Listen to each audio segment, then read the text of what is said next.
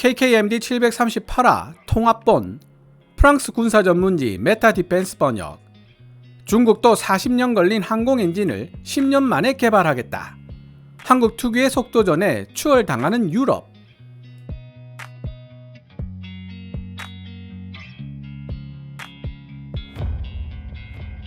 대략 일주일 전인 2024년 8월 15일 국내 언론 파이낸셜 뉴스는 달러 강세 등으로 인한 원자재 가격 상승 때문에 공군이 KF-11 보람의 납품 속도를 늦추려 한다는 내용의 기사를 게재했습니다. 이에 KF-11 보람의 전력화 지연이 예상된다는 우려의 목소리가 있었는데요. 일각에서는 마치 KF-11 보람의 개발 속도 자체가 지연되는 것으로 잘못 이해하는 모습도 보여지고 있습니다. 파이낸셜 뉴스가 전하고 있는 내용을 자세하게 살펴보면 2028년까지 KF-11 보람의 블락 1 40대를 인도받는다는 처음 계획에는 아무런 변동이 없습니다. 다만 초도 양산분 20대 이후 추가로 생산되는 20대의 생산 시기를 조정하겠다는 의미입니다. 원래 일정대로라면 2027년 9월부터 4개월간 KF-11 추가 20대 물량 중 8대를 먼저 납품받고 2028년에 나머지 12대를 납품받아 총 40대를 채워야 하지만 2027년 9월부터 4개월간 2대만 납품받고 이후 2028년에 18대를 납품받아 40대를 채우겠다는 것이 공군의 입장입니다. 왠지 조삼모사를 떠올리게 하는 계산법이지만 이를 두고 KF-11 보람의 개발 속도 자체가 지연된다고 평가한다면 잘못돼도 한참 잘못된 정보입니다. 이미 몇 차례 반복 설명드렸듯이 개발과 양산은 별개의 예산이 책정된 별개의 과정이기 때문입니다. GF414를 추종하는 한국형 터보젯 엔진 개발에 대해서도 설왕설래 말이 많습니다. 댓글창에서는 두산 에너빌리티가 더 낫다, 하나 에어로스페이스가 더 낫다 설전이 벌어지고 있고요. 두산 에너빌리티 유튜브 채널에서 뭔가 정보를 얻을 수 있을까 싶어 영상을 찾아봤더니 댓글창이 아예 잠겨 있었습니다. 해외 항공 전문지 에비에이션 위크와의 인터뷰에서 엔진 개발을 책임지고 있는 하나 에어로스페이스 김원욱 항공우주센터장이 하나 에어로스페이스는 경쟁 입찰을 통해 한국형 엔진 개발을 위한 해외 업체를 선정할 수도 있다고 밝힌 이후 엔진 개발 능력도 없는 하나였다. 시간이 오래 걸려도 해외 업체 협력 없이 우리 손으로 개발해야 뒤탈이 없다. 라는 비판이 힘을 얻었습니다. 여기서 한 가지 짚고 넘어가야 할 부분은 한국형 터보젯 엔진 개발을 순수 국내 기술로 진행할 것이냐 아니면 해외 협력업체의 도움을 받을 것이냐를 결정할 수 있는 주체는 하나 에어로스페이스도 두산 에너빌리티도 아니라는 사실입니다. 그럼 누가 결정권을 가지고 있을까요? 그렇습니다. 바로 국방과학연구소 ADD가 결정권을 가지고 있습니다. 하나 에어로스페이스가 해외 업체와 협력을 원해도 국방과학연구소가 독자 개발을 결정하면 군말 없이 따라야 하고 두산 에너빌리티가 독자 개발을 원해도 국방과학연구소가 해외 협력을 결정하면 군말 없이 하나 에어로스페이스에게 공을 넘겨야 합니다. 그리고 올해 2024년 11월에 한국형 터보젯 엔진 개발 방향에 따른 최종 결정이 내려질 예정입니다. 한국형 터보젯 엔진 개발에 대해 프랑스 군사 전문지 메타 디펜스가 2024년 7월 29일 게재한 기사를 읽어보면 현재 상황에 대한 많은 시사점을 던져줍니다. 방산업계의 다크호스로 떠오른 대한민국에 대한 경계심 때문에 객관적이지 못한 서술도 보이는 것이 사실이지만 서방 세계에서 미국 다음으로 강력한 군사 기술력을 지니고 있다고 평가해도 무방한 프랑스의 군사 전문지 메타 디펜스를 찬찬히 읽고 있노라면 프랑스가 대한민국의 터보젯 엔진 개발 소식을 어떻게 받아들이고 있는지, 대한민국의 속도전에 대해 어떤 두려움을 가지고 있는지를 선명하게 느낄 수 있습니다. 비록 프랑스 군사 전문지이기는 하지만 그리고 그들의 잠재적 희망이 반영되고 있는 기사일지도 모르지만 향후 대한민국 방산업계 40년을 책임질 수 있는 먹거리라고 할 수 있는 한국형 터보젯 엔진 개발 프로젝트가 어떤 방향으로 나아가야 할 것인지에 대한 좋은 정보를 보여주고 있다는 생각이 듭니다. 내용이 너무 길어서 영상을 1부, 2부로 나누고 최종적으로 통합본으로 묶어 총 3편의 영상으로 제작할 예정입니다. 시청자 여러분들이 좀 더 자주적으로 판단할 수 있도록 영상 번역 이후 별도의 사견은 붙이지 않을 생각입니다. 프랑스 군사 전문지 메타 디펜스 기사 원문은 노란색 글자로 제가 좀 더 강조하고 싶은 내용은 빨간색 테두리로 강조되며 역주는 하얀색 글자로 표시됩니다.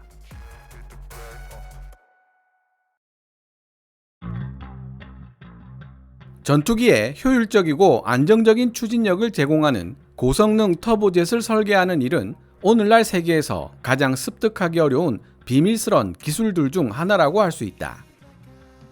사실 최근까지 안정적이고 효율적인 항공 엔진 제작이라는 위협에 도달할 수 있었던 존재는 단 4개 나라와 5개 회사에 불과했다. 미국의 제너럴 일렉트릭과 프렛 앤 휘트니, 러시아의 클리모프, 영국의 롤스로이스, 프랑스의 사프란이 바로 그 주인공들이다. 그러나 최근 이 독점 클럽에 가입한 5번째 국가가 있다. 중국과 중국의 항공기 제조업체 선양은 WS-10 터보젯 엔진을 개발하여 신형 전투기 J-10C와 J-15, J-16, J-20과 같은 기체에 장착하는 데 성공했다. KF-21 보라매로 현대식 중형 전투기 설계라는 도전에 성공한 이후 대한민국은 이제 항공 방위 기술의 성배를 손에 넣으려는 시도를 하고 있다. 실제로 하나 에어로스페이스는 판버러 에어쇼 2024에서 KF-21 보라매에 동력을 공급할 터보젯 설계를 시작했으며 10년 안에 실전 투입할 계획이라고 발표했다. 전략적 자율성과 방산 수출 대국 2마리 토끼를 쫓고 있는 대한민국. 유럽에서 더 이상 재래식 전면전이 벌어지지 않을 것이며 오랫동안 이라크 및 아프가니스탄 반군과의 전쟁에 휘말려 있던 미국 역시 전쟁을 끝낼 것이라는 확신을 가졌던 유럽 여러 나라들이 경계를 낮추고 국방에 대한 투자를 대폭 줄인 것과는 달리 대한민국은 북한이라는 실존적 위협 아래 지속적으로 긴장하며 살아야만 했다. 신적인 존재로 숭배받고 있는 독재자가 지휘하는 100만 북한군은 언제든지 대한민국을 침략할 수 있도록 훈련받았다. 이렇게 특별하게 이를 데 없는 지정학적 맥락을 바탕으로 한국 정부는 불과 30년 만에 지구상에서 가장 높은 효율성을 지닌 방산국가들 중 하나로 도약하는 데 성공했으며 심지어 유럽 방산업체들이 전통적으로 자기네 텃밭이라고 생각해왔던 중동과 동남아 그리고 동유럽 시장까지 넘보게 되었다. 한국 정부와 방위산업계는 눈부신 경제발전 및 민간 분야 기술 축적에 더해 극도로 위축된 국제 무기시장 때문에 생사의 기로에 놓여있던 유럽 방산업계로부터 매우 유리한 조건의 기술 이전 계약을 확보함으로써 오늘날 성공의 발판을 마련할 수 있었다. 하나오션 구 대우조선해양이 1990년대에 들어 KSS-1 프로그램을 통해 209형 잠수함을 설계하고 제작할 수 있었던 것도 2000년대 들어 KSS-2 프로그램을 통해 공기분료 추진체계 AIP 같은 중요 잠수함 부품들을 설계하고 통합할 수 있었던 것도 모두 이러한 방식을 통해 배운 내용들이 바탕이 되었다. 2010년대 말 하나오션은 순수 국내 기술로 설계하고 개발된 KSS-3 프로그램 1번함 도산 안창호급을 대한민국 해군에 인도했다. 현재 한국 정부는 오르카 프로그램을 진행하고 있는 폴란드 정부에 KSS-3급 잠수함을 강력하게 제안하고 있으며 프랑스, 독일, 스웨덴, 스페인이 제시한 모델들과 치열한 경쟁을 펼치고 있다. 설계 및 제작이 가장 복잡한 군사장비의 대표적인 사례인 잠수함 외에도 지난 30년 동안 강력한 방위산업을 발전시켜온 대한민국은 자국군이 보유하고 있는 군사장비의 80% 이상을 국내 업체들이 개발한 제품들로 채우고 있으며 중기적으로는 전략적 자율성 달성과 세계적인 방산 수출국 대열에 오르겠다는 목표를 세우고 있다. KF-21 보라매에 탑재할 한국형 F414 터보젯 개발에 나선 하나 에어로스페이스. 사실 오늘날 한국 방위산업계가 습득하지 못하고 있는 핵심 기술은 단 몇 가지에 불과하다. 그럼에도 불구하고 현재 한국산 방산 장비들 중 일부는 개발 초기에 발견되는 소소한 오류들과 신뢰성 부족 등으로 어려움을 겪고 있으며 특히 수출 과정에서 문제를 일으킬 가능성이 있다. 인도네시아와 필리핀 등 방산기술 분야에서 한국과 협력 관계를 맺었던 초기 파트너 및 고객들이 한국으로부터 도입한 항공기나 잠수함에 심각한 문제가 발생하자 다시 유럽 쪽으로 눈을 돌린 이유가 바로 여기에 있다.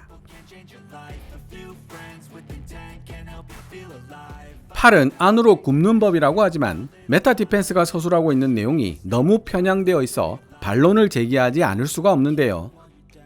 인도네시아와 필리핀이 한국으로부터 도입한 항공기라고 하면 T-50과 FA-50을 지칭하는 것입니다. 이라크와 필리핀 공군이 도입하여 운용하고 있는 FA-50은 아직 사고 기록이 없지만 인도네시아 공군이 운용하는 T-50I는 추락 사고 2건을 기록하고 있습니다. 다른 영상을 통해 수차례 설명드린 적이 있지만 인도네시아 공군은 그렇지 않아도 예산이 부족한 상황에서 구형 전투기 유지 보수에 많은 비용을 투자해야 하는 입장입니다. 아이러니하지만 고장날 확률이 낮은 신형 전투기일수록 유지 보수 비용을 적게 투자한다는 의미입니다. 카이 관계자를 통해 들은 이야기로는 T-50I 두 번째 추락 사고는 조종사의 조종 미숙으로 결론이 났다고 합니다. 기체 결함이었다면 국제적으로 큰 이슈가 되었을 사건인데 별다른 외신이 없는 것을 보면 카이 관계자의 이야기대로일 가능성이 높다는 생각이 드네요. 2021년 4월 21일 인도네시아 해군 소속 209형 잠수함 난갈라가 53명의 승조원을 태우고 자망하다 침몰한 사건이 있었습니다. 침몰 당시 난갈라의 선체 연령은 40년으로 2012년 대우조선해양에서 대대적인 개수 작업을 받았던 적이 있습니다. 따라서 침몰 직후 인도네시아에서는 대우조선해양의 개수 작업에 문제가 있었을 것이라는 음모론이 나돌았지만 본래 38명 정원인 잠수함에 53명이나 되는 인원을 초과하여 탑승시켰고 6년마다 진행되어야 하는 창정비도 9년 동안 진행하지 않았으며 2018년 이후로는 아예 자망훈련에도 임하지 않았었다는 사실들이 드러나며 인도네시아 해군 측 과실로 최종 결론이 났습니다. 그런데 프랑스 메타 디펜스는 이러한 음모론이 마치 팩트인 것처럼 보도하고 있는 것입니다. 대한민국 해군은 대우조선해양이 1992년 국내 건조한 209형 잠수함 장보고급을 30년 이상 무사고로 운용하고 있습니다. 메타 디펜스가 이런 사실에 대해서는 일체 언급하지 않으면서 대한민국 잠수함 기술의 신뢰성 부족을 언급하는 것은 형평성을 잃은 보도라고 볼 수 있습니다. 그러나 대부분의 경우 한국산 방산 제품의 유효성과 그에 따른 세계적 성공이라는 명제에 대해서는 이론의 여지가 없으며 특히 K9 썬더 자주포 같은 제품들은 도입해서 운용해본 사용자들이 오히려 주문량을 더 늘리자고 결정할 정도로 큰 인기를 끌고 있다. 최근 KF-11 보라매 블락원 초도 양산분이 대한민국 공군에 의해 주문되고 KSS-3 배치 2와 정조 대항급 이지스 구축함 같은 새로운 잠수함 및 구축함이 대한민국 해군에 의해 건조되고 있으며 한국산 자주포와 주력 전차들이 국제 무대에서 엄청난 성공을 거두고 있는 상황이지만 대한민국 정부와 방위산업체들은 여기에 만족하지 않고 방산 장비 분야를 정복할 수 있는 가장 어려운 기술들 중 하나, 즉 전투기용 터보젯 엔진 설계에 도전하려 한다. 이는 하나 에어로스페이스가 판보로 에어쇼 2024에서 직접 발표한 내용이다. 실제로 대한민국이 낳은 거대 방산업체 하나 에어로스페이스는 FA-18EF 슈퍼호넷, 그리펜 EF, 테자스 마크 1, KF-21 보라매에 장착되어 있는 GE-F414와 비슷한 성능을 지닌 터보젯 엔진 개발에 이미 착수했으며 10년 안에 실전 배치시키겠다는 목표를 가지고 있다. 경전투기 테자스 마크 1에 탑재되어 있는 엔진은 FA-50과 동일한 GE-F404 엔진입니다. 현재 개발이 진행 중인 중형 전투기 테자스 마크 2부터 GE-F414 엔진이 탑재될 예정이죠. 메타 디펜스 기자가 오류 있는 보도 자료를 인용한 것 같습니다.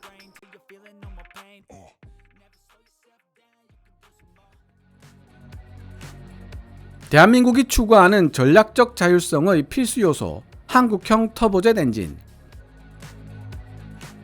더구나 하나 에어로스페이스는 신형 터보젯 모델을 판보로 에어쇼 하나부스에 가져다 놓았는데 이를 살펴보면 초기 개념 연구가 완료된 지 얼마 되지 않은 시점임에도 불구하고 현재 하나의 신형 터보젯 개발 프로젝트가 기술적 성숙 단계에 접어들고 있다는 사실을 눈치챌 수 있었다.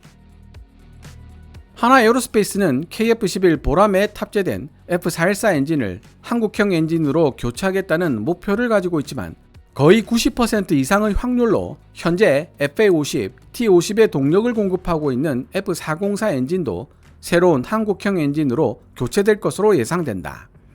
미국 군사 전문지 브레이킹 디펜스에 따르면 하나 에어로스페이스는 애프터버너를 제거하는 등 몇 가지 개조 작업을 거쳐 신형 엔진을 전투함 추진에도 사용할 계획인 것으로 보인다.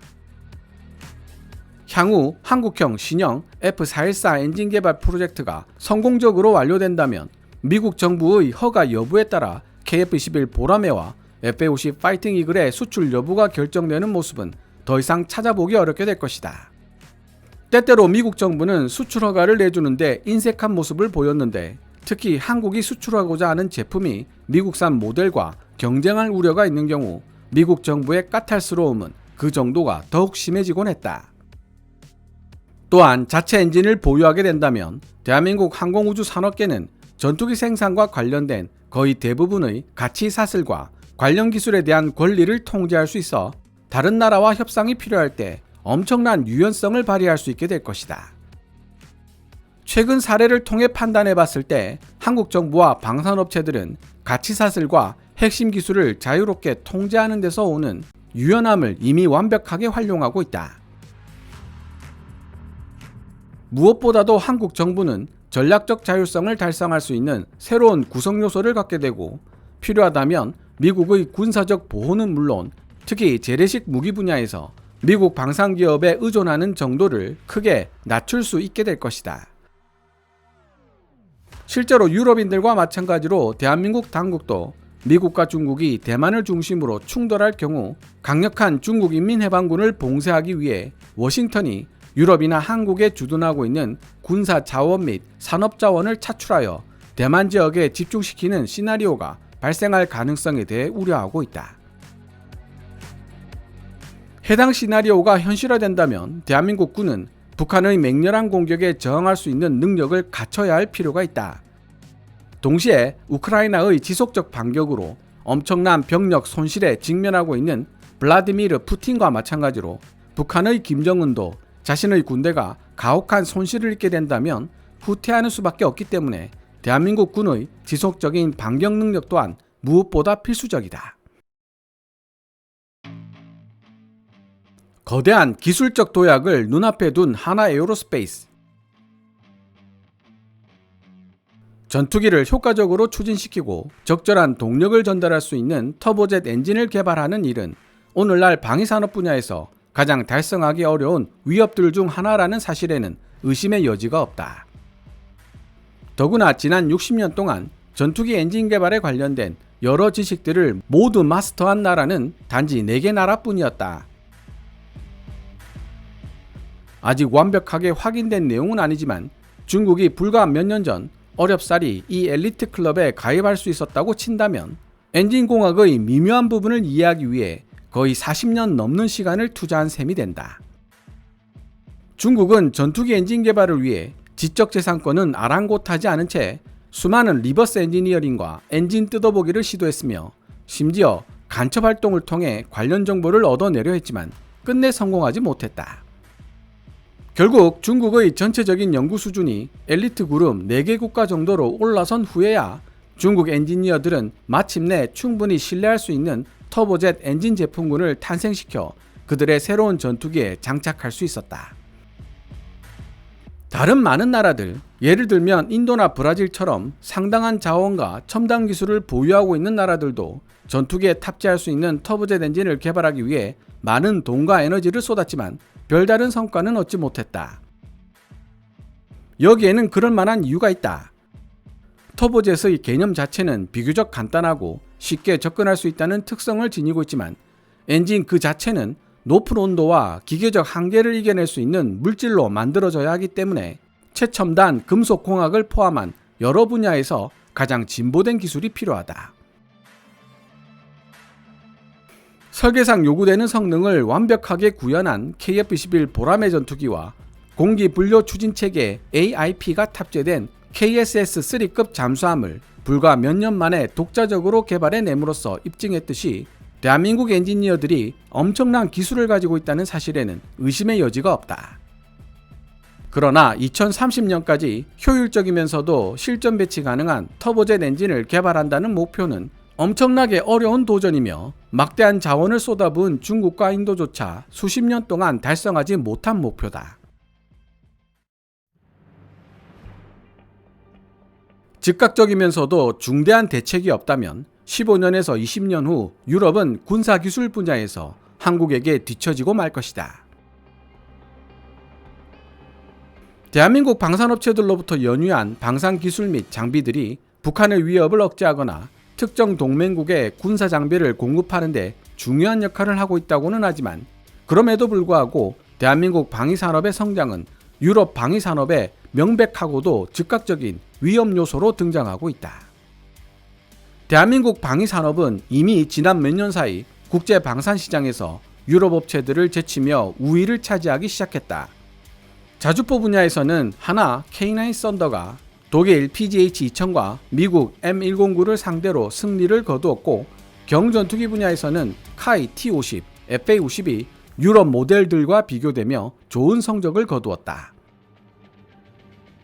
만약 독일 방산업체 두 곳이 한국의 영향력을 견제할 수 있는 레오파드 2A8, KF-51 판터, KF-41 링스를 통해 대응하지 않았다면 주력전차 시장이나 보병전투 장갑차 시장에서도 한국산 주력전차 K2 블랙팬서와 보병전투 장갑차 AS-21 레드백이 유럽산 장비보다 득세하는 모습을 손 놓고 바라볼 수밖에 없었을 것이다. 얼마 전부터 대한민국의 방산업체들은 지금까지 유럽 방산업체들의 전유물로 여겨졌던 잠수함 수주전에 뛰어들어 적극적 공세를 펼치고 있다. 그뿐인가 현대중공업, 하나오션, 구대우조선해양 같은 한국 조선업체들은 호주 정부가 주관하고 있는 신형 호위함 수주전에도 나서고 있다. 그리고 대한민국 방산업계가 취급하는 품목도 나날이 확장되고 있다. 특히 탄도미사일, 순항미사일, 단거리, 중거리, 장거리 지대공 미사일 분야에서 시작된 수출 품목들은 수리온, LAH 같은 헬리콥터, 각종 드론 등 다양한 유형과 용도의 군수품 분야로 계속 확대되고 있다. 이와 동시에 대한민국의 방산업체들은 수출 계약 지원, 대단히 역동적인 연구활동처럼 한국 정부의 다양한 지원에 의존할 수 있다는 사실 또한 중요하다. 한국 방산업체들은 종종 민수용으로도 군용으로도 활용될 수 있는 사업 제안을 받기도 한다. 게다가 대한민국의 방산 프로그램들은 유럽의 방산 프로그램들보다 훨씬 더 짧은 개발 기간을 가지고 있다. 이는 곧 예상되는 기술들을 순차적으로 개발해 나가기 위해 더 면밀하고 빡빡한 일정의 작업을 피곤할 정도로 반복해야 한다는 사실을 의미하지만 한국인들에게는 전혀 문제가 되지 못하는 것 같다. 마지막으로 대한민국은 방산 프로그램의 역동성을 지원하고 신속한 진행을 방해하는 요소들을 회피하기 위해 필요하지만 갖추고 있지 못한 기술들을 해외 파트너라는 기술 상품 진열대를 통해 찾아내는 방법을 완벽하게 파악하고 있다. 내부에서 해당 누락 기술을 연구하고 있는 중이라고 해도 한국인들은 그런 기회를 놓치는 법이 없다. 이러한 조치들은 모두 신속한 속도전을 위한 조치라고 할 수 있다. 다시 말해 대한민국에서 방산 프로그램의 관리를 이끄는 핵심 원리는 신속한 속도에 있지 특정한 정치적 목적이나 순수한 산업적 목적에 있지 않다. 한술 더 떠서 이러한 실용주의는 대한민국이 진행했거나 진행하고 있는 모든 방산 프로그램의 여러 단계에서 발견된다. 이러한 전략을 통해 대한민국 방산업계들은 지속적으로 새로운 장비들을 빠르게 출시하고 있으며 대한민국 군대가 해당 제품들의 사용과 테스트를 보장하고 있다. 대한민국의 이러한 모습은 특히 전략적 자율성을 목표로 삼았던 프랑스가 50년대와 60년대에 취했던 접근 방식을 연상시킨다. 신속한 속도를 중요시하는 방산 교리 덕분에 한국 방산업체들은 많은 분야에서 유럽 방산업체들의 기술과 제한들을 따라잡을 수 있었고 이제는 때때로 유럽을 능가하는 모습도 보여주게 되었다. 더욱 놀라운 것은 불과 20년 전만 해도 대한민국 군은 보유 장비들의 70% 이상을 미국과 유럽에서 수입해서 사용했었다는 사실이다. 지금까지 대한민국과 유럽이 걸어왔던 길을 몇 년 더 연장해 추론해보면 15년이나 20년 후의 세계 방산시장 상황이 어떻게 변해 있을 것인지, 그러한 상황이 유럽의 전략적 자율성, 특히 프랑스에 어떤 영향을 미치게 될 것인지를 쉽게 상상할 수 있다. 유럽인들이 방산 분야에서 대한민국의 도전에 맞서기 위한 전략, 방법 및 수단을 근본적으로 바꾸지 않는 한 미래 군사기술 분야에서의 주도권은 그들이 가져가게 될 것이다.